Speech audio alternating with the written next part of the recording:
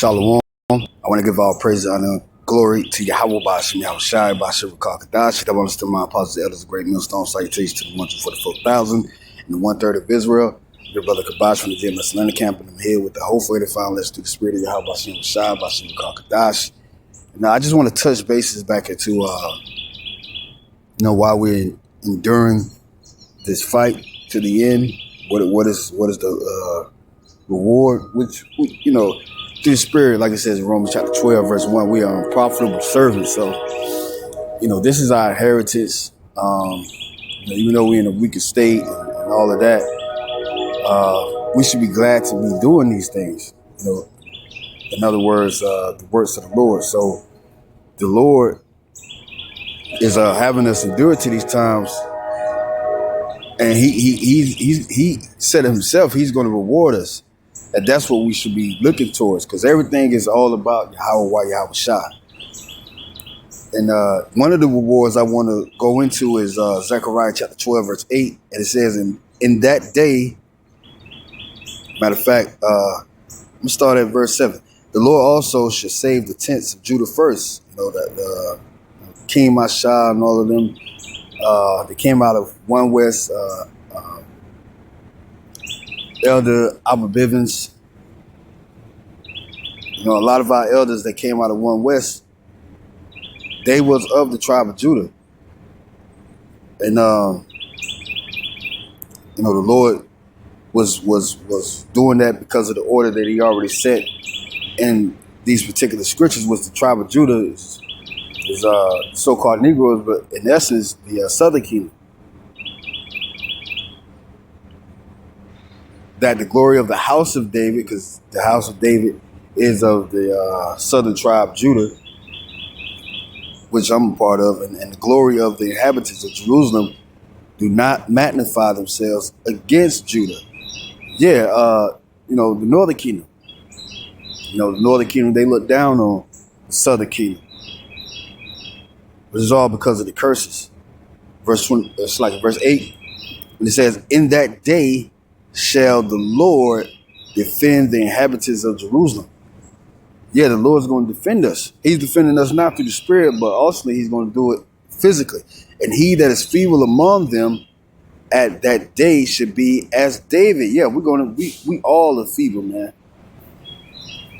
We all are feeble. It don't matter if a brother is fervent in the spirit of Yahweh Shai, or that brother is feeble, or just, just short of the dispensation that a brother may have in the spirit.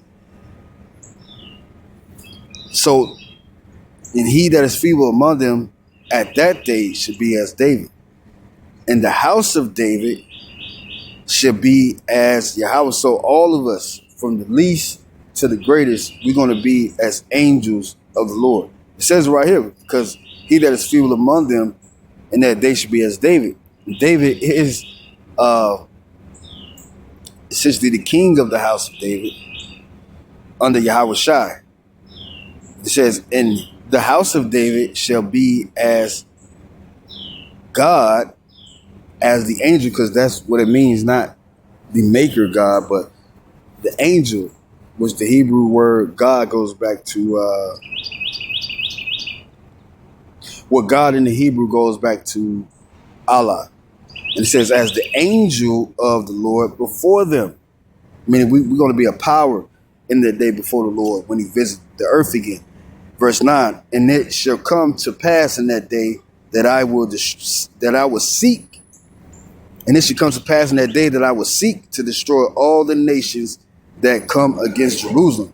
Yeah, the Lord is going to destroy all these nations, man. And guess what? In that day, the Lord is going to raise us up with that spiritual power. So, in doing hardness as a true soldier, man, even unto death. We had a lot of brothers that fell under that sentence of death, man. But they're gonna be risen back up in the day of the Lord's glory, in the day of judgment, when he comes back to visit this planet Earth that we're living in right now.